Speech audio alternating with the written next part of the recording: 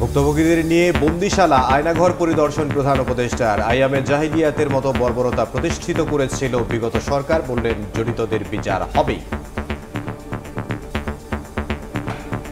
বিনা কারণ রাস্তা থেকে উঠিয়ে আনা, বিনা দোষে কতগুলো সাক্ষী সাবক হাজির করে সেই যন্ত্র এক্সপ্লোসিভ কতগুলো গাড়ির মধ্যে ঢুকিয়ে দিয়ে তারা বলছে তুমি সন্ত্রাসী জঙ্গি। আইয়ামে জাহিলিয়াত বলে একটা কথা আছে। এই গত সরকার এই আইএমএ জাহেলিয়াতকে প্রতিষ্ঠিত করে গেছে সর্বক্ষেত্রে, এবং তাদের যারা করেছে তাদের বিচার করতে হবে, কেন হলে আমরা নিষ্কৃতি পাবো না। দেখছিলেন প্রধান শিরোনাম। দুপুরের সময় সঙ্গে আছে আমি ইয়াসমিন অনন্যা এবং আমি ইমদাদুল হক। এবার অন্যান্য শীর্ষ সংবাদ। মামলার তদন্ত শেষ হওয়ার আগে রায়ের কথা বলে ট্রাইব্যুনালকে আন্ডারমাইন করা হচ্ছে। চেয়ারম্যানের ক্ষোভ, জিয়াউলকে কারাগারে পাঠানোর নির্দেশ। দুজনের বিরুদ্ধে পরোয়ানা। নির্বাচনী রোডম্যাপ দাবিতে জেলায় জেলায় বিএনপির সমাবেশ। নতুন দল গঠনে জনমত জরিপ বৈষম্য বিরোধীদের। আওয়ামী লীগকে নিষিদ্ধের বিষয়ে এখনও সিদ্ধান্ত হয়নি, জানালেন উপদেষ্টা। মিডিয়ার সদস্যদের মুক্তির দাবিতে এবার সচিবালয়ের সামনে অবস্থান। সড়কের এক পাশে যান চলাচল বন্ধ। দণ্ডপ্রাপ্ত কাউকে ছাড় না দেওয়ার দাবি শহীদ সেনা অফিসার্স অ্যাসোসিয়েশনের। মাউসিডিজির পদত্যাগ, অবসরের টাকার দাবিতে শিক্ষা ভবন ঘেরাও কর্মসূচি পালন শিক্ষক কর্মচারী ঐক্যজোটের। শাহবাগে প্রাথমিক নিয়োগ বাতিল প্রার্থীদের অবস্থান। এবং রাজধানীতে ভোজ্য তেল সরবরাহের তীব্র সংকট। চট্টগ্রাম বন্দরে রমজানের ভোগ্যপণ্য খালাসে ধীরগতি, বাজারে প্রভাব পড়ার শঙ্কা। সঠিক তথ্য ও নতুন ভ্যাট প্রত্যাহারের পরামর্শ।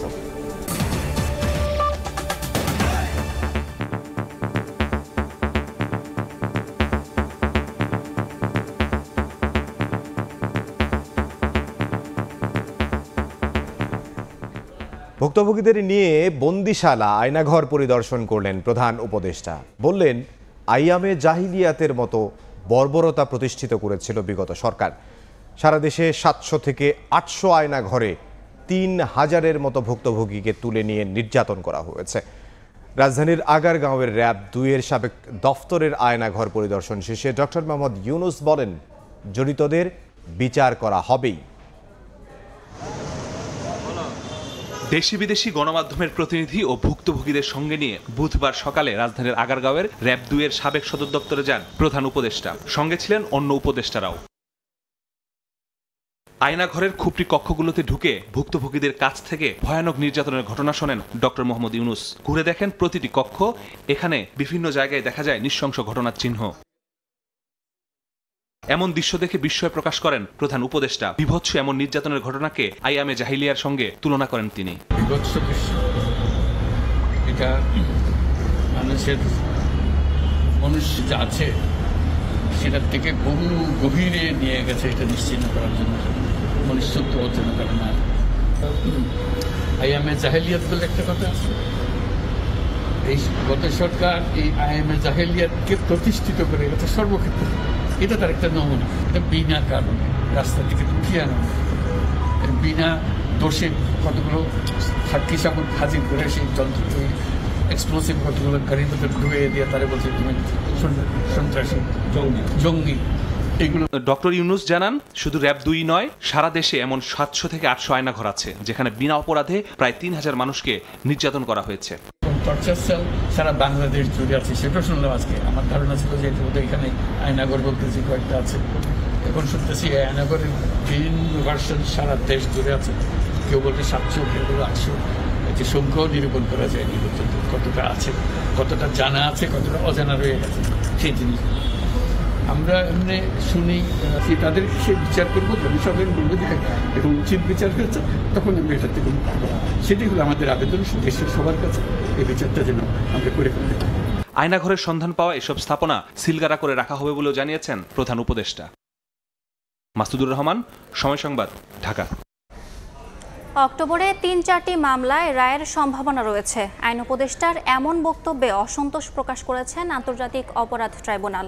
তারা স্বাধীন কারো ধার ধারেন না মন্তব্য করে ট্রাইব্যুনাল চেয়ারম্যান বলেছেন, এ ধরনের বক্তব্য বিচার নিয়ে বিরূপ ধারণা তৈরি করবে। এদিন গুমের মামলায় সাবেক সেনা কর্মকর্তা জিয়াউল আহসানকে গ্রেফতার দেখিয়ে কারাগারে পাঠানো হয়। একই সঙ্গে 2 পুলিশ সদস্যের বিরুদ্ধে পরোয়ানা জারি করেছেন ট্রাইব্যুনাল। আমরা আশা করছি এই বছর অক্টোবরের মধ্যে আমরা 3 থেকে 4টি মামলা রায় পেয়ে যাব।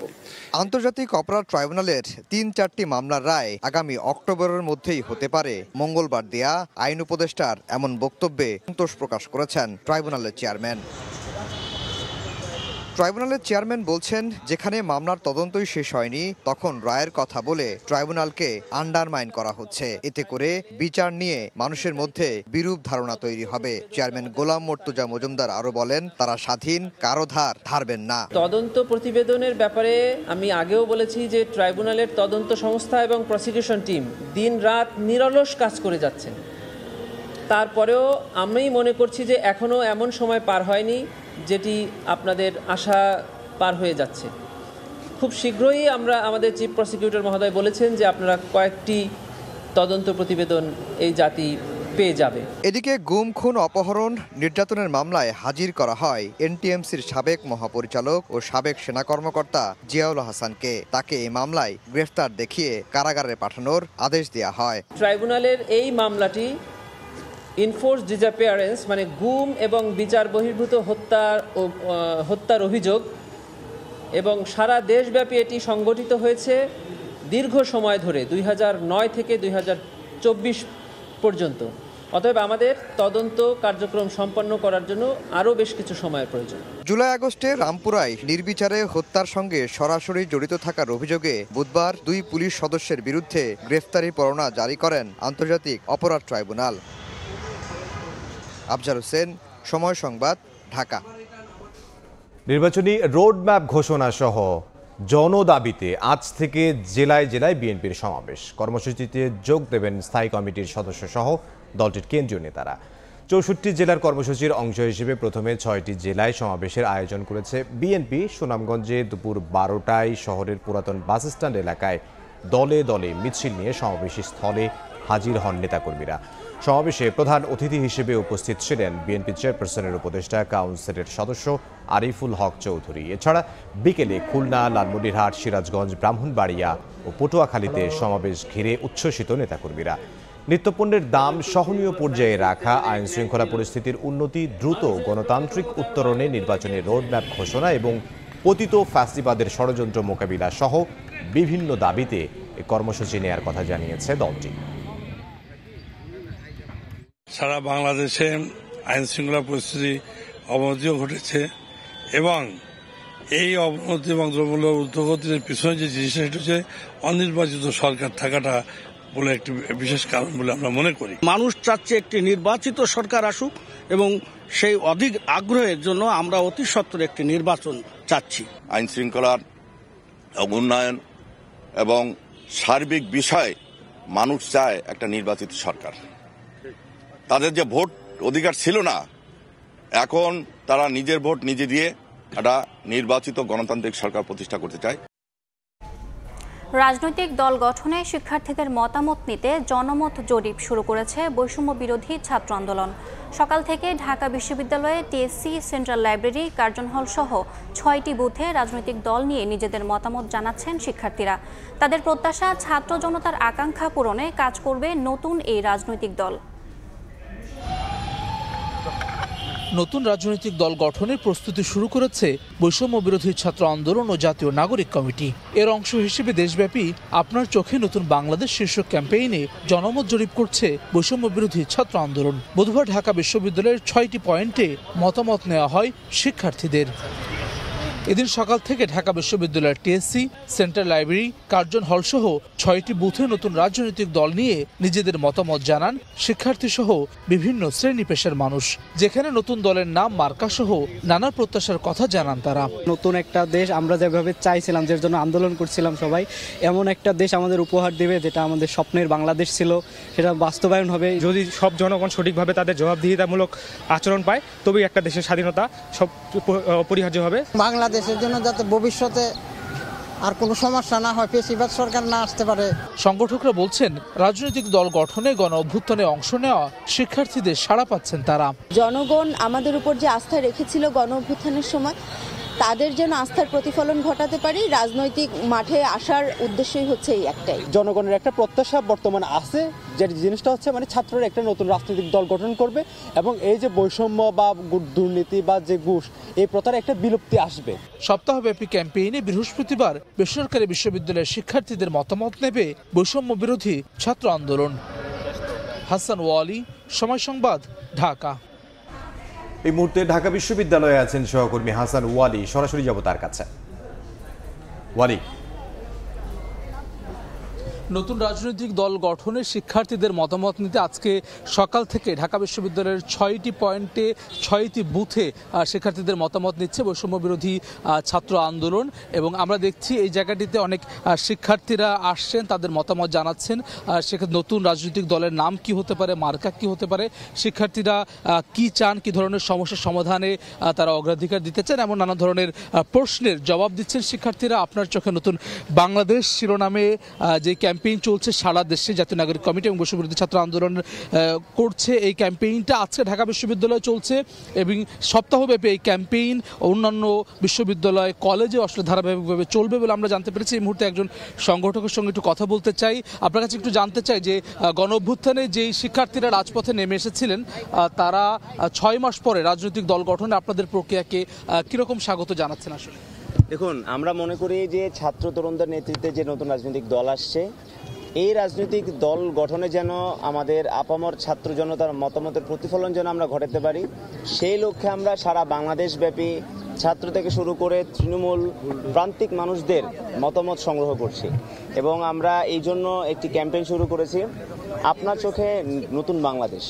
অর্থাৎ আমরা এই ক্যাম্পেইনের মাধ্যমে আমরা মানুষের কাছে জানতে চাই যে নতুন বাংলাদেশ নিয়ে তাদের প্রত্যাশার জায়গা কি, নতুন রাজনৈতিক দল গঠনে মানুষের প্রত্যাশার জায়গা কি এবং তারা রাজনৈতিক দলের কাছ থেকে কি ধরনের সমাধান তারা চান। আমরা জানতে চাচ্ছি যে এই দলের মার্কা কি হবে, দলের নাম কি হবে। অর্থাৎ আমরা চাই যে নতুন রাজনৈতিক দল গঠিত হবে জনগণের মতামতের ভিত্তিতে, তাদের মতামতের প্রতিফলন যেন আমরা ঘটাতে পারি, সেই জন্য আমরা আজকের ক্যাম্পেইনটি করছি। ধন্যবাদ। যেরকম আসলে বলছেন একজন সংগঠক, তারা বলছেন যে জন আকাঙ্ক্ষা পূরণ করতে আসলে তারা এইভাবে মতামত নিচ্ছেন। যারা আসলে পূরণ করছেন শিক্ষার্থীরাও বলছেন যে বৈষম্য বিরোধী আন্দোলনের মধ্য দিয়ে গণঅভ্যুত্থান সংগঠিত হচ্ছে, সেই বৈষম্যের বিরুদ্ধে যাতে করে যে লড়াই সেটি যাতে করে অব্যাহত রাখেন নতুন রাজনৈতিক দল, তেমন প্রত্যাশার কথা তারা বলছেন। তারা আশা করছেন তাদের যে আকাঙ্ক্ষা সেটি বাস্তবায়িত হবে। হাসান ওয়ালি, ঢাকা বিশ্ববিদ্যালয় এলাকা থেকে। আওয়ামী লীগ নিষিদ্ধের বিষয়ে এখনো কোনো সিদ্ধান্ত হয়নি বলে জানিয়েছেন স্বরাষ্ট্র উপদেষ্টা মোহাম্মদ জাহাঙ্গীর আলম চৌধুরী। তবে দেশে যতদিন টেবিল থাকবে ততদিন হাট চলবে বলেও জানান তিনি। সকালে গাজীপুরের সফিপুরে বাংলাদেশ আনসার ও ভিডিপি একাডেমিতে বাংলাদেশ আনসার ও গ্রাম প্রতিরক্ষা বাহিনীর ৪৫তম জাতীয় সমাবেশ শেষে সাংবাদিকদের কথা বলেন উপদেষ্টা। তিনি বলেন, আনসাররা দেশের যে কোনো সংকটের সময় গুরুত্বপূর্ণ ভূমিকা রেখেছেন, তাদের যৌক্তিক দাবিগুলো মেনে নেওয়া হবে।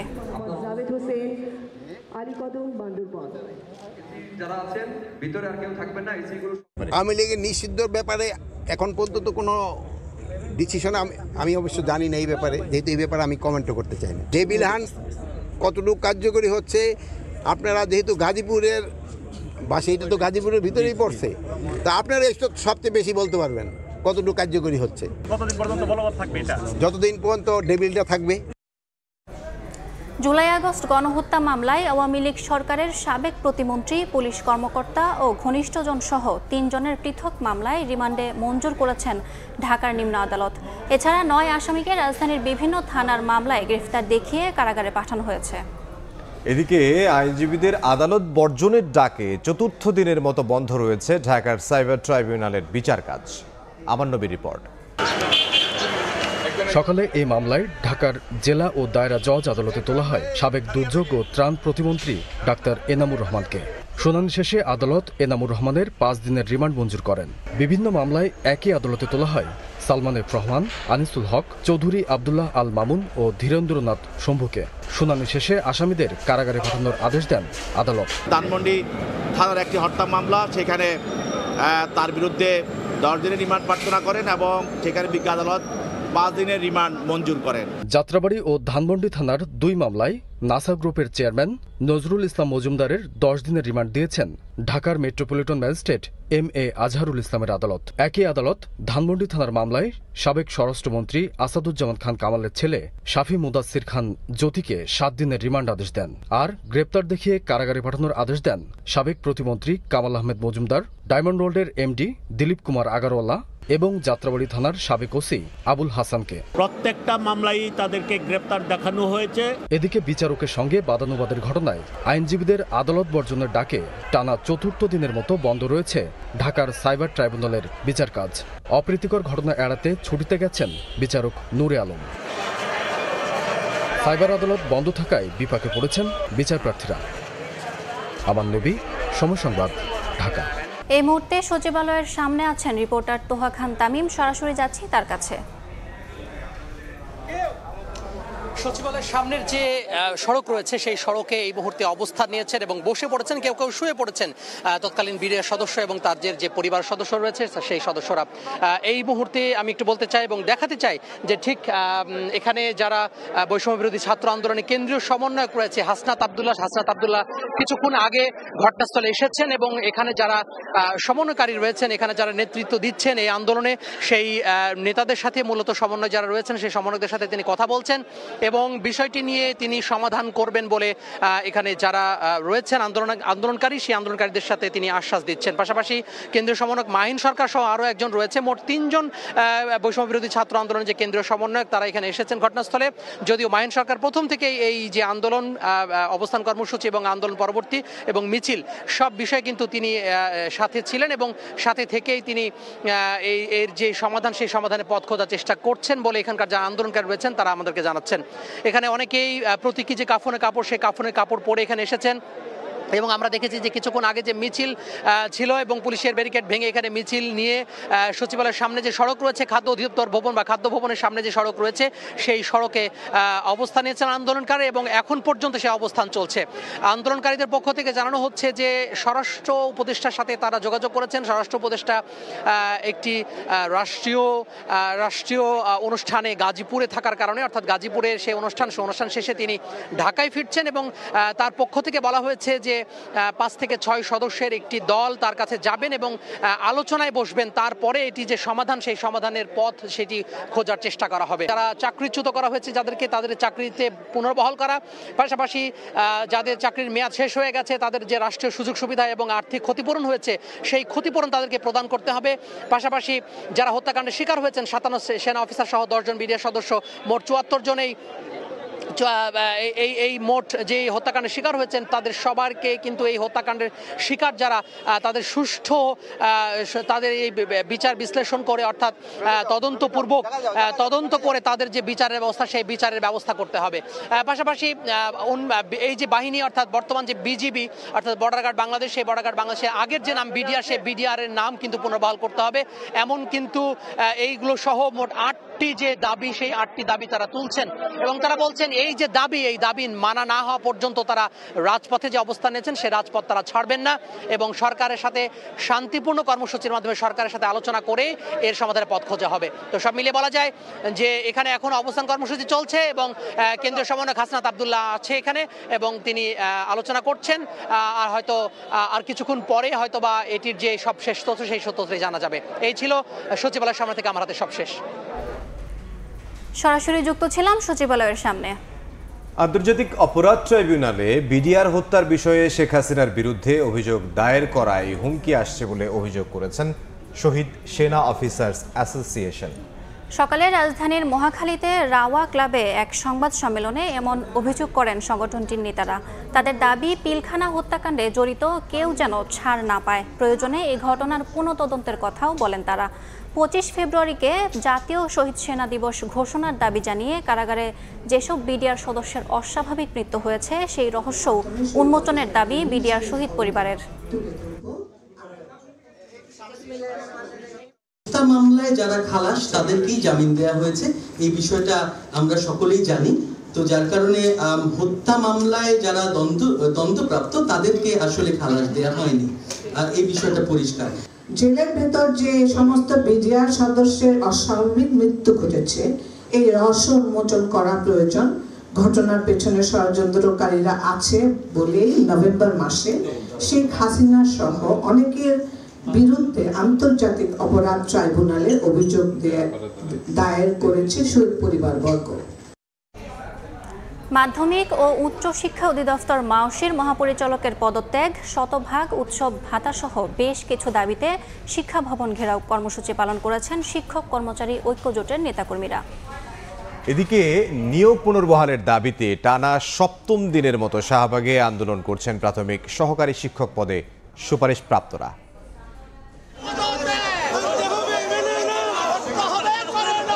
মাধ্যমিক ও উচ্চশিক্ষা অধিদপ্তর এবং জাতীয় শিক্ষা ব্যবস্থাপনা একাডেমির মহাপরিচালকের পদত্যাগ, অবসরপ্রাপ্ত শিক্ষক কর্মচারীদের কল্যাণ ও অবসরের টাকা প্রদান সহ বেশ কয়েকটি দাবিতে শিক্ষা ভবন ঘেরাও করেছেন শিক্ষক কর্মচারী ঐক্যজোটের নেতাকর্মীরা। আইন শৃঙ্খলা রক্ষাকারী বাহিনীর বাধা উপেক্ষা করে শিক্ষা ভবনে ঢুকে পড়েন তারা। এর আগে প্রেস ক্লাবের সামনে বিক্ষোভ সমাবেশ করে সংগঠনটি। সেখানে সংগঠনটির নেতাকর্মীরা দাবি করেন, মাওশির মহাপরিচালক ফ্যাসিস্ট আওয়ামী লীগের দোসর, তার পদত্যাগ নিশ্চিত না হওয়া পর্যন্ত এই আন্দোলন চালিয়ে যাওয়ার হুঁশিয়ারি দিয়েছেন তারা। আজকের এক দফা এক দাবি আমাদের এই ফ্যাসিবাদীর যে রক্ত, ফ্যাসিবাদীর যে চরিত্র, ডিজি মাওশি এবং নায়েমের পদত্যাগ। যদি পূর্ণাঙ্গ ভাতা না পাই তাহলে আমরা সমস্ত শিক্ষক মিলে এই শিক্ষা ভবনকে আমরা গুড়িয়ে দেব ইনশাল্লাহ। আওয়ামী লীগের দোসরদের অবিলম্বে শিক্ষা অধিদপ্তর এবং শিক্ষা মন্ত্রণালয় থেকে প্রত্যাহার করতে হবে। তাকে ডিজি করার কাগজে যে স্বাক্ষর করেছে, নোটশিটে যারা স্বাক্ষর করেছে, তারাই আওয়ামী লীগের দোসর। এদিকে টানা ৭ম দিনের মতো নিয়োগ পুনর্বহালের দাবিতে সকাল থেকে শাহবাগ জাদুঘরের সামনে অবস্থান কর্মসূচি পালন করছেন প্রাথমিক সহকারী শিক্ষক পদে সুপারিশপ্রাপ্তরা। দাবি আদায় না হওয়া পর্যন্ত এক দফা দাবিতে এই আন্দোলন চালিয়ে যাওয়ার ঘোষণা দেন তারা। আমাদের জন্য কেউ কি মায়া লাগে না? আমরা বাচ্চা ছেড়ে সংসার ছেড়ে এখানে এসে আমাদের দাবি আদায়ের জন্য রয়েছি। সবাই চুপ কেন? 12টার পরে যদি আমাদের যোগদান নিশ্চিত না হয় তাহলে আমরা এই রাজপথ কোনোভাবেই ছাড়বো না। দরকার হলে রাজপথেই আমরা মারা যাব। এর আগে গত বৃহস্পতিবার থেকে শাহবাগ ছাড়াও প্রেস ক্লাব ও শহীদ মিনারে অবস্থান কর্মসূচি পালন করে আসছেন। দুপুরের সময় আরো থাকছে। যমুনা সেতুতে আর চলবে না ট্রেন, নতুন রেল সেতু দিয়ে যাত্রীবাহী ট্রেন চলাচল শুরু। আপাতত এক লেনে চললেও মার্চেই 2 লেন উদ্বোধন।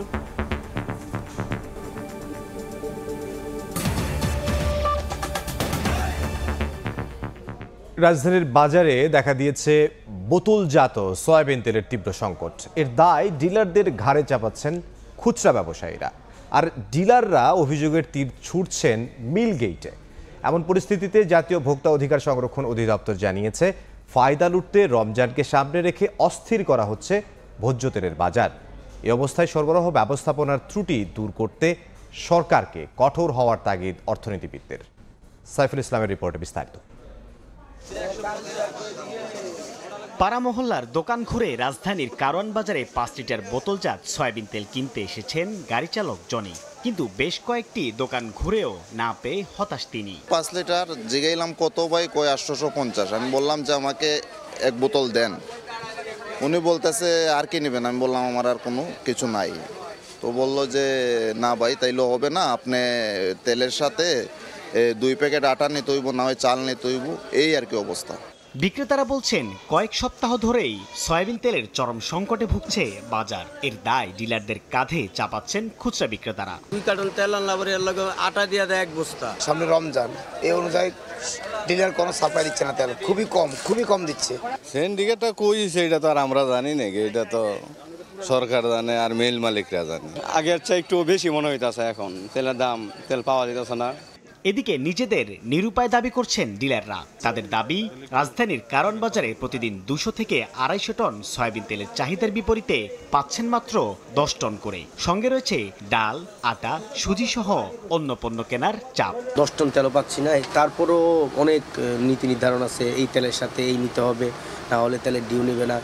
বাজারে যখন এমন বেহাল দশা, তখন বুধবার সকালে জাতীয় ভোক্তা অধিকার সংরক্ষণ অধিদপ্তরের প্রধান কার্যালয়ে সংবাদ সম্মেলন করে সংস্থাটির মহাপরিচালক জানান, বিশেষ সুবিধা আদায়ে অস্থির করা হচ্ছে ভোজ্য তেলের বাজার। এ সময় ব্যবসায়ীরা দাবি করেন, কাগজে কলমে মিল থেকে সরবরাহ থাকলেও তা আসছে না বাজারে। উৎপাদন আছে অথচ সাপ্লাই হচ্ছে না, আমদানি আছে অথচ সাপ্লাই হচ্ছে না, সেই বিষয়ে অবশ্যই আমরা ব্যবস্থা নেব। এ অবস্থায় বাজার কারসাজি বন্ধ করতে সরকারকে কঠোর হওয়ার পরামর্শ দিচ্ছেন অর্থনীতিবিদরা। যে এই জায়গাতে একেবারে পরিষ্কারভাবে সরকারকে জনগণের কষ্টটা বুঝে আসলে কঠোর পদক্ষেপ নেওয়া ছাড়া আর কোনো উপায় আমি দেখতে পাচ্ছি না। ব্যবসায়ীরা বলছেন, গেল ডিসেম্বরের পর জানুয়ারিতে আরেক দফা সয়াবিন তেলের দাম বাড়ানোর প্রস্তাব দেওয়ার পর থেকেই সরবরাহ সংকটে পড়ে বাজার। সাইফুল ইসলাম, সময় সংবাদ, ঢাকা। রমজান ঘিরে কয়েক লাখ মেট্রিক টন পণ্য আমদানি হলেও মাদার ভেসেল থেকে খালাসে দেখা দিয়েছে ধীরগতি। এ অবস্থায় নদী ও সাগরে ভাসমান গুদাম হিসেবে ব্যবহার হওয়া পণ্য বোঝাই লাইটারের জাহাজগুলোর বিরুদ্ধে অভিযানে নামার ঘোষণা দিয়েছে নৌপরিবহন অধিদপ্তর। শাখাউত্তিপুর ক্যামেরায় বিস্তারিত জানাচ্ছেন কমল দে। চট্টগ্রাম বন্দরের বহির্নোঙরে মঙ্গলবার ৪৫ থেকে ৪৭টি মাদার ভেসেল পণ্য খালাসের অপেক্ষায় থাকলো। তার বিপরীতে লাইটারের জাহাজ বরাদ্দ করা হয়েছে মাত্র ৪৭টি। অথচ আমদানি করা পণ্য দ্রুত বাজারে পৌঁছাতে প্রতিদিন ১০০ বেশি লাইটারের জাহাজ প্রয়োজন। লাইটারের সংকট আছে বর্তমানে, এটা গত সপ্তাহ দিন খুব তীব্র আকার ধারণ করছে। চট্টগ্রাম বন্দর হয়ে ঢাকার নারায়ণগঞ্জ সহ বিভিন্ন নৌ রুটে চলাচলের জন্য প্রায় ১৩,০০০ লাইটারের জাহাজ রয়েছে। প্রতি মেট্রিক টন পণ্য পরিবহনের জন্য ৫৫০ টাকা ভাড়া আদায় করে লাইটারেস জাহাজ মালিক। অবশ্য বড় বড় শিল্প গ্রুপগুলোর নিজস্ব লাইটারি সিস্টেম রয়েছে। চট্টগ্রাম বন্দরের বহির্নোঙরে অবস্থানরত মাদার ভেসেল থেকে প্রথমে পণ্য খালাস করা হয় এইসব লাইটারের জাহাজে। এরপর লাইটারের জাহাজগুলো পণ্য ডেলিভারি দেয় বিভিন্ন নদী বন্দর এবং ঘাটে। কিন্তু অভিযোগ উঠেছে, পণ্য ডেলিভারি না দিয়ে লাইটারের জাহাজগুলো নদী এবং সাগরে ভাসমান গুদাম হিসাবে ব্যবহার হচ্ছে। স্ক্র্যাপ লোহা, সার, কয়লা, সিমেন্ট, ক্লিংকের, পাথর ছাড়াও ভোগ্যপণ্য পরিবহনে ব্যবহার হয় এসব লাইটারের জাহাজ। কিন্তু লাইটারের জাহাজগুলো খালাস শেষে ফিরে না আসায় মাদার ভেসেল থেকে পণ্য খালাসে ধীরগতি নেমে এসেছে। আমরা চাচ্ছি যে ইমিডিয়েটলি তারা বিভিন্ন গোডাউনে বা বিভিন্ন গন্তব্যে তারা যেন জাহাজগুলি তাড়াতাড়ি খালি করে এবং অটোমেশনভাবে তারা খালি করে। লাইটারের জাহাজ সংকটের কারণে বন্দরের বহির্নোঙরে মাদার ভেসেলের অবস্থানের সময় ক্রমশ বেড়ে যাচ্ছে। ফলে প্রতিদিন ১০ থেকে ১৫,০০০ মার্কিন ডলার জরিমানা গুনতে হচ্ছে জাহাজগুলোকে। জাহাজগুলি দ্রুত খালি করে দিলে চিটাগাং পোর্ট আমাদের মাদার শিপের আর ড্যামারিজ থেকে বৈদেশিক মুদ্রা বাইরে চলে যাওয়ার থেকে সেফ হবে। ইম্পোর্টাররা ক্ষতিগ্রস্ত হচ্ছে, আলটিমেটলি সাফারার জনগণ, কারণ এই যে কস্ট সেটা কিন্তু প্রোডাক্টের উপরে ইনক্লুড হয়ে যাবে।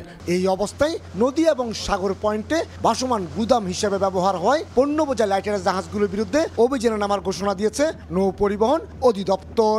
নৌ পরিবহন অধিদপ্তর, BIWTA, কোস্টগার্ড এবং নৌ পুলিশের সমন্বয়ে মোবাইল কোর্ট পরিচালনা করা হবে। গভীর সাগরে অবস্থান নিয়ে প্রতিদিন অন্তত ৪টি লাইটারের জাহাজে পণ্য খালাসের সক্ষমতা রয়েছে বিদেশি মাদার ভেসেলগুলোর। কিন্তু এখন মাত্র ১টি লাইটারে তারা পণ্য বোঝাই করতে পারছে। কমল দে, সময় সংবাদ, চট্টগ্রাম। দীর্ঘমেয়াদী সংস্কারে মনোযোগ না দিয়ে IMF এর পরামর্শে অন্তর্বর্তী সরকার ভ্যাট ও সম্পূরক শুল্ক বাড়িয়েছে বলে অভিযোগ করেছেন ব্যবসায়ীরা। তারা বলেন, ডলারের উচ্চ দামে আমদানি ব্যয় বাড়ছে, তার উপর নতুন করে ভ্যাট বৃদ্ধি মূল্যস্ফীতিকে উস্কে দেবে। এদিকে বাজার ব্যবস্থাপনায় ভোজ্য তেল সহ অন্যান্য পণ্যের সঠিক তথ্য নিশ্চিতে জোর দিয়েছেন অর্থনীতিবিদরা। চলতি অর্থ বছরের বাজেট বাস্তবায়ন করতে প্রায় ৫ লাখ কোটি টাকার কর আদায়ের লক্ষ্য নির্ধারণ করেছে জাতীয় রাজস্ব বোর্ড NBR। তবে ডিসেম্বর পর্যন্ত লক্ষ্যমাত্রার চেয়ে আদায়ে ঘাটতি ৪২,০০০ কোটি টাকা। ঘাটতি পূরণের সহজ উপায় হিসেবে গেল মাসে শতাধিক পণ্যের উপর ভ্যাট ও সম্পূরক শুল্ক বাড়ায় NBR, যদিও কিছু পণ্যে বাড়তি কর প্রত্যাহার হয়। তবে এখনো ফল, জামা কাপড় থেকে শুরু করে বিভিন্ন বেকারি আইটেমে যে ভ্যাট ও সম্পূরক শুল্ক বাড়ানো হয়েছে তাতে মূল্যস্ফীতি আরও উস্কে যাবে। মেট্রোপলিটন চেম্বারের গুলশান কার্যালয়ে আয়োজিত এক গোলটেবিল আলোচনায় এমন আশঙ্কার কথা জানান ব্যবসায়ীরা। ভ্যাট ইম্পোজ করেছি এমন সব জিনিসের উপরে যেগুলো ব্যক্তিগত জীবনে, প্রাত্যহিক জীবনে ব্যবহার্য জিনিসের দাম বাড়িয়ে দিচ্ছে। আমরা ইনফ্লেশন কমাতে চাচ্ছি, আবার আমরা ভ্যাট বাড়িয়ে ইনফ্লেশনকে উস্কে দিচ্ছি। আমাদের এটা ভ্যাট মুক্ত এক্সপোর্ট ওরিয়েন্টেড ফ্যাক্টরিগুলো, কিন্তু স্থানীয় পর্যায়ে আমাদের অনেকগুলো ইস্যুতে ভ্যাট দিতে হয়। দেশের সবচেয়ে বড় শিল্প খাত তৈরি পোশাক মালিকদের অভিযোগ, কর আদায়ের নামে তারা অনেক সময় জুলুমের শিকার হচ্ছেন। এছাড়া চাঁদাবাজির কারণেও বাজারে বাড়ছে পণ্যের দাম। এখনো ওই কারণ বাজারে যাত্রাবাড়ি, যেখানে ঢাকা শহরে বাইক থেকে এসে যোগানটা আসছে, সেই জায়গায় চাঁদাবাজিটা কিন্তু এখনো বন্ধ হয়নি। আলোচনায় উঠে আসে ভোজ্য তেলের সাম্প্রতিক সংকটের বিষয়টি। অর্থনীতিবিদদের পরামর্শ, তেলসহ আমদানি করা পণ্য ও তার সরবরাহে সুস্পষ্ট তথ্য সরকারের কাছে থাকতে হবে। বাজার ব্যবস্থাপনার গন্ডগোলের কারণে হঠাৎ করে বাজার থেকে সয়াবিন তেল উধাও হয়ে যায়। সুতরাং এই যে বাজার এবং বাজার বহির্ভূত কারণগুলো, এইটা দুটোকে যদি সমানতালে অ্যাড্রেস না করা যায়, তাহলে কিন্তু মূল্যস্ফীতির যে অসহনীয় অবস্থা, সেটা কিন্তু অব্যাহতভাবে থেকে যাবে। বক্তারা বলেন, গেল 2 বছর ধরে সাধারণ মানুষ উচ্চ মূল্যস্ফীতির চাপে আছে। এমন বাস্তবতায় সরকারকে পরোক্ষ কর না বাড়িয়ে প্রত্যক্ষ কর বাড়ানোর দিকে হাঁটার পরামর্শ দেন। MS আরিফিন, সময় সংবাদ, ঢাকা। যমুনা সেতুতে আর চলবে না ট্রেন। দীর্ঘ প্রতীক্ষার পর যমুনা রেলওয়ে সেতু দিয়ে শুরু হলো ট্রেন চলাচল। প্রথমে 1 লেন দিয়ে ট্রেন চলাচল করবে। আগামী মার্চের মাঝামাঝি আনুষ্ঠানিকভাবে উদ্বোধনের পর বাকি লেনও খুলে দেওয়া হবে বলে জানিয়েছেন প্রকল্প সংশ্লিষ্টরা। দীর্ঘ প্রতীক্ষার অবসান, অবশেষে যমুনার ওপর নবনির্মিত রেল সেতু দিয়ে শুরু হলো ট্রেন চলাচল। বুধবার বেলা 11:15টার দিকে ঢাকার উদ্দেশ্যে রাজশাহী থেকে ছেড়ে আসা সিল্ক সিটি এক্সপ্রেস নতুন এই রেল সেতু অতিক্রম করে। 2020 সালে যমুনার বুকে শুরু হয় ডাবল ট্র্যাকের ডুয়েল গেজের এই সেতু নির্মাণ কাজ। সেতুর 300 মিটার উজানে দীর্ঘ 4 বছর দেশি বিদেশি প্রকৌশলী এবং কর্মীরা দিনরাত পরিশ্রম করে নির্মাণ করে এটি। দীর্ঘ প্রতীক্ষার পর নবনির্মিত রেল সেতু দিয়ে ট্রেন চলাচল করায় খুশি প্রকল্প সংশ্লিষ্টরা। এর আগে আমরা কয়েক দফায় বিভিন্নভাবে বিভিন্ন স্পিডে ট্রায়াল রান করছি। সেখানে ব্রড গেজ এবং মিটার গেজ 2টা ট্রেনই ছিল। আমাদের সর্বোচ্চ স্পিড ছিল 120। সো এখন যে স্পিড যাবে সেটা আমাদের কাছে কিছুই না। দীর্ঘ 4.5 বছরের যে একটা হইতেছে পরিশ্রমের যে ফলাফল, আমরা সবাই খুবই উৎসাহিত এবং আনন্দিত। নতুন যমুনা রেল সেতু দিয়ে ট্রেন চলাচলের আগের চেয়ে সময় বাঁচবে 30 থেকে 35 মিনিট। এছাড়া সেতু দিয়ে ঘন্টায় 100 থেকে 120 কিলোমিটার গতিতে 2টি ট্রেন চলাচল করতে পারবে। শুরুতে 1 লেন দিয়ে ট্রেন চলাচল করবে। আগামী মার্চের মাঝামাঝিতে আনুষ্ঠানিকভাবে উদ্বোধনের পর বাকি লেনও খুলে দেওয়া হবে। এটার জন্য উত্তরবঙ্গটা খুব ভালো বেনিফিটেড হবে। জাপান ও বাংলাদেশ সরকারের যৌথ অর্থায়নে প্রায় 16,781 কোটি টাকা ব্যয়ে 4.8 কিলোমিটার রেল সেতুর নির্মাণ কাজ বাস্তবায়ন করেছে জাইকা। সময় সংবাদ, সিরাজগঞ্জ। কন্টেন্ট ক্রিয়েটর নুরুজ্জামান কাফির গ্রামের বাড়িতে উদ্দেশ্য প্রণোদিতভাবে আগুন দেওয়ার অভিযোগ করেছেন তার বাবা। পরিবারের সদস্যদের পুড়িয়ে মারতে বাইরে থেকে ঘরের দরজা আটকে দেওয়া হয় বলে দাবি কাফির। 1 সপ্তাহের মধ্যে বিচারের আলটিমেটাম দিয়েছেন তিনি। গভীর রাতে যখন সবাই ঘুমে, তখন হঠাৎই ঘরে আগুন। দাউ দাউ করে জ্বলতে থাকা আগুন থেকে বাঁচতে বের হতে গিয়ে সবাই টের পান দরজা বাইরে থেকে আটকে দেয়া। ঘটনাটি ঘটে কন্টেন্ট ক্রিয়েটর নুরুজ্জামান কাফির গ্রামের বাড়ি পটুয়াখালীর কলাপাড়ার রজপাড়ায়। সে সময় ঘরে ছিলেন কাফির বাবা মা সহ পরিবারের 6 সদস্য। তবে ভাগ্যক্রমে অক্ষত অবস্থায় বের হতে পারেন সবাই। হত্যার উদ্দেশ্যেই আগুন লাগিয়ে দেওয়া হয়েছে বলে অভিযোগ ভুক্তভোগীদের। দেখেই মানে আতঙ্ক হয়ে গেছে। দৌড়ে সামনের দরজায় গেছি, দরজার লাটটা খুলছি, খিল খুললে যখন টান দিয়েছি তখন দরজা আসে না, সিনের দড়ির যা বান্ধা। বাবা ওই পাশ থেকে আর কি বের হয়ে দরজার 2টা পার্ট তো একটা ভাঙা তারপর বের করছে। ঘরের পাশে বোধহয় পেট্রোল বা কোনো পাউডার ছড়ানো ছিটানো ছিল, সেক্ষেত্রে আগুন একাত্রেই ধরছে। আমরা প্রশাসনের দৃষ্টি আকর্ষণ করছি দ্রুত সময়ের মধ্যে যারা দুষ্কৃতিকারী তাদেরকে গ্রেপ্তার করে আইনের আওতায় আনা। 1 সপ্তাহের মধ্যে নৃশংস এ ঘটনার বিচার চান জুলাই আন্দোলনে সক্রিয় থাকা ও বিভিন্ন ইস্যু নিয়ে সামাজিক যোগাযোগ মাধ্যমে সরব থাকা এই কন্টেন্ট ক্রিয়েটর। তারাই তো বলছে 32 নম্বর যারা পুরাইছে তাদের ঘরবাড়ি পুরাই দেওয়া হবে। দিনের মতো পরিষ্কার তাই হয়েছে। আমি 7 দিনের মাথায় রাজপথে দাঁড়াবো, যদি বিচার না করা হয়, আমার ঘর যদি পূর্ণভাবে উঠানো শুরু না হয়। আগুনে নগদ টাকা ও স্বর্ণালংকার সহ প্রায় 50 লাখ টাকার ক্ষয়ক্ষতি হয়েছে বলে দাবি ভুক্তভোগী পরিবারের। শিকদার জাবির হোসেন, সময় সংবাদ, পটুয়াখালী। দুপুরের সময় আরও থাকছে। আমরা চ্যাম্পিয়ন হওয়ার লক্ষ্যে যাচ্ছি এবং আমি বিশ্বাস করি আমাদের টিমের ওই অ্যাবিলিটি আছে। চ্যাম্পিয়ন্স ট্রফিতে বড় স্বপ্ন বাংলাদেশ ক্রিকেট দলের। প্রস্তুতি ভালো, শিরোপা জয়ের সামর্থ্য আছে বললেন অধিনায়ক শান্ত। মিরপুর স্টেডিয়ামে টাইগার্সদের ফটো সেশন। সুইজারল্যান্ডের জেনেভায় এ নিয়ে ব্রিফ করছে জাতিসংঘের ফ্যাক্ট ফাইন্ডিং মিশন। সরাসরি যাচ্ছে সেখানে। Among our key findings, there are reasonable grounds to believe that officials of the former government, its security and intelligence apparatus, together with violent elements associated with the former ruling party, committed serious and systematic human rights violations. These include hundreds of extrajudicial killings, extensive arbitrary arrest and detention, and torture and ill treatment, including of children, as well as gender-based violence. These violations were carried out with the knowledge, coordination, and direction of the former political leadership and senior security officials, with the specific goal of suppressing the protests and keep the former government's grip on power. Women and girls were at the forefront of the early protests, and our report details they were specifically subjected to gender-based violence by security forces and Awami League supporters. There are reasonable grounds to believe that certain crimes against humanity have been committed, directed against protesters and their supporters. We also documented serious acts of revenge that private individuals committed against supporters of the former ruling party, police officers, and in some cases people belonging to minority and distinct religious groups in the immediate aftermath of the protests. Efforts to ensure accountability have begun, with many cases being lodged, including before Bangladesh's domestic International Crimes Tribunal. There are major challenges and deficiencies in the current legal system, and significant steps need to be undertaken to ensure compliance with international standards of due process and fair trial. সরাসরি ছিলাম সুইজারল্যান্ডের জেনেভায় fact finding এর মিশনের ব্রিফিংয়ে। রাজধানীর foreign service একাডেমিতে কথা বলছেন প্রধান উপদেষ্টার প্রেস সচিব শফিকুল আলম। সরাসরি যাব সেখানে। উনি এই কোর কমিটির বৈঠকের মাধ্যমে সিকিউরিটি ফোর্সেসগুলোকে নির্দেশ দিতেন কীভাবে কান্ডারি অস্ত্র ব্যবহার করে এই জুলাই আগস্টের প্রচেষ্টাকে দমন করতে হবে। এছাড়াও আরও সাবেক যে সরকার তাদের যে রাজনৈতিক দল যে ছাত্র সংগঠন তাদের কার কী ভূমিকা ছিল সেগুলো পরিষ্কারভাবে বলা আছে। সিকিউরিটি ফোর্সেস থেকে এবং ঢাকার যে সংসদ সদস্য বিভিন্ন এলাকার মানুষকে কীভাবে অস্ত্র সরবরাহ করা হয়েছে এই প্রচেষ্টা দমন করার জন্য তার একটা বর্ণনা দেওয়া আছে।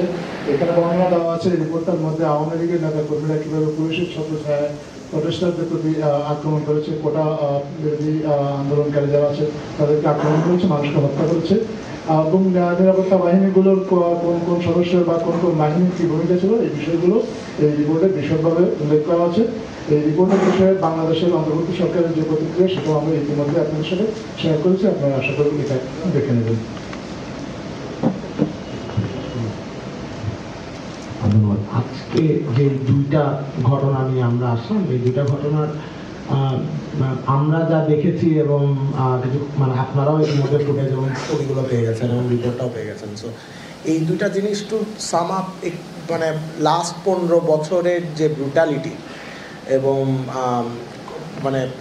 এইটার একটা বড় উদাহরণ কিন্তু এই দুইটা রিপোর্ট যেটা আজকে দুইটা ঘটনা যেটা আজকে পাবলিশ হয়েছে। সো এইটা আমার কাছে মনে হয় যে আমাদের কাছে মনে হয় যে ওভারঅল লাস্ট 15 বছর কি হয়েছে এইটার একটা ক্ষুদ্র বলবো না, একটা বিশাল অংশ হচ্ছে এই দুইটা জিনিস। এইটার ভিত্তিতে আমার মনে হয় লাস্ট কসাই শেখ হাসিনার যে লেগেসি এইটা সাম আপ করার একটা বড় অংশ এই দুইটা। এনিওয়ে, সো আপনারা এখন যাদের প্রশ্ন আছে তারা প্রশ্ন করতে পারেন, আমরা প্রশ্ন করব।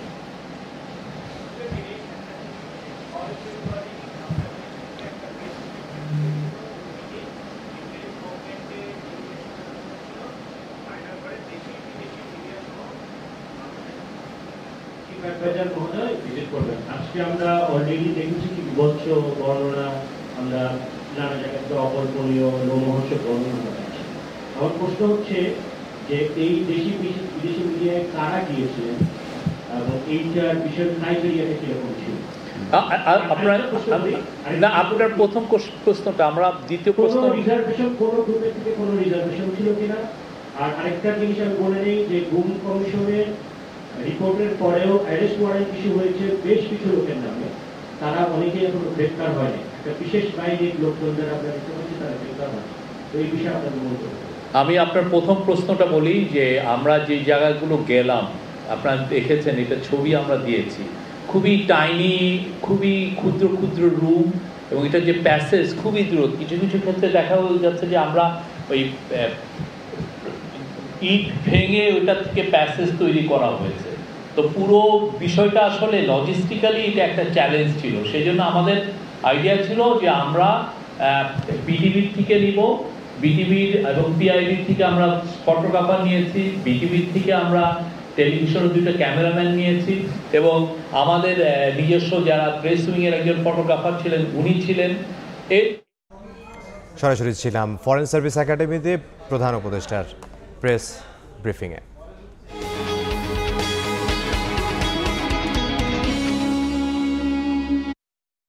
বাড়তি খরচ করে বানানোর পরও ঢাকার 2 সিটিতে সক্রিয় হয়নি টিসিবির 82% স্মার্ট ফ্যামিলি কার্ড।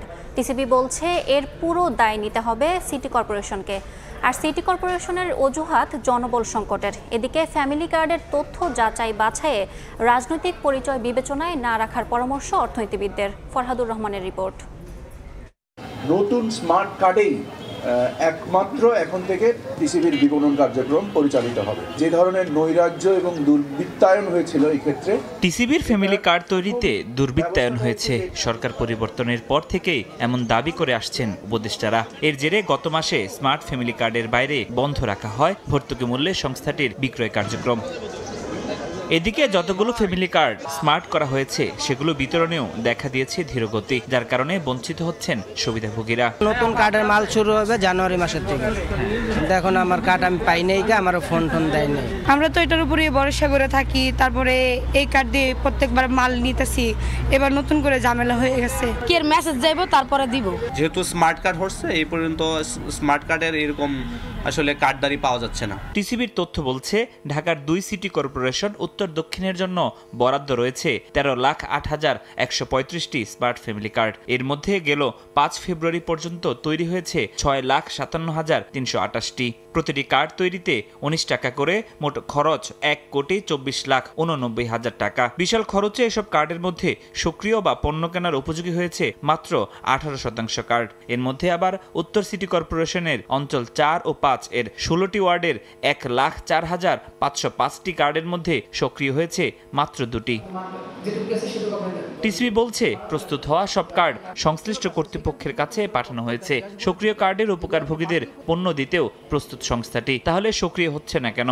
এর দায়ী বা কার? ফ্যামিলি কার্ড যাদের কাছে অ্যাক্টিভেশনের দায়িত্ব, অর্থাৎ সিটি কর্পোরেশনের ওয়ার্ড কাউন্সিলর অফিস এবং স্থানীয় পর্যায়ে টিওনো অফিস, যাদের এটা অ্যাক্টিভেশন করার দায়িত্ব, তারা যদি সঠিক সময়ে দ্রুত অ্যাক্টিভেশন না সম্পাদন করে ডিলাররা পণ্য বিক্রি করতে ব্যাহত হবে। আমরা ইতিমধ্যেই জানুয়ারি মাসের পণ্য সারা বাংলাদেশে ডিলারদের কাছে পৌঁছে দিয়েছি।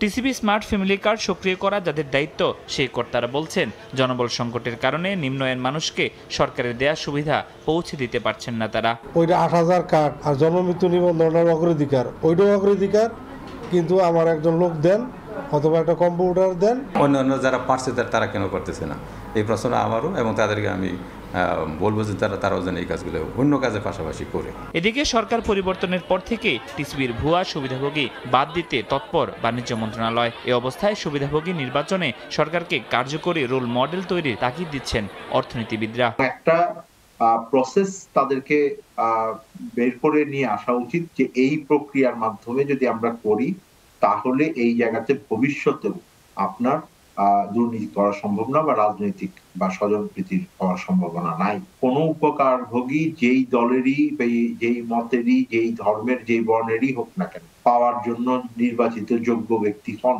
নাগরিক হিসেবে তাকে বাদ দেওয়ার কোনো সুযোগ নাই।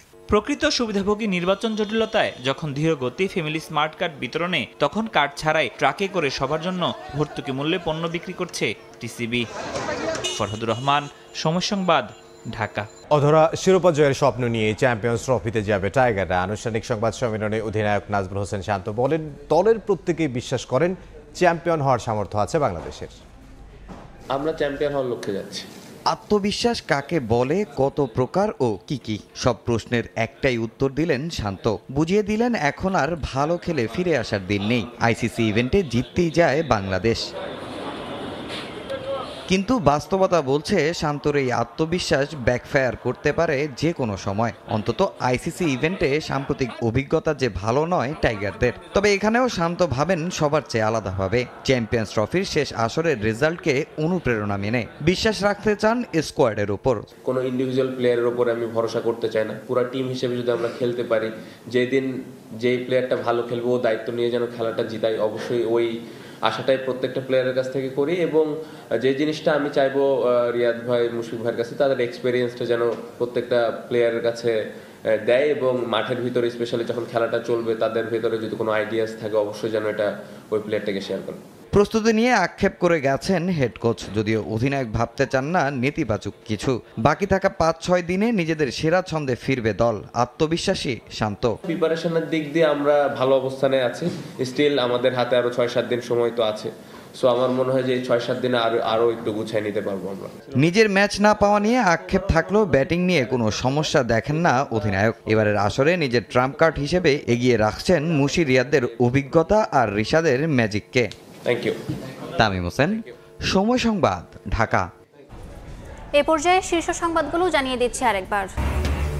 ভুক্তভোগীদের নিয়ে বন্দিশালা আয়নাঘর পরিদর্শন প্রধান উপদেষ্টার। আইয়ামে জাহিলিয়াতের মতো বর্বরতা প্রতিষ্ঠিত করেছিল বিগত সরকার, বললেন জড়িতদের বিচার হবেই।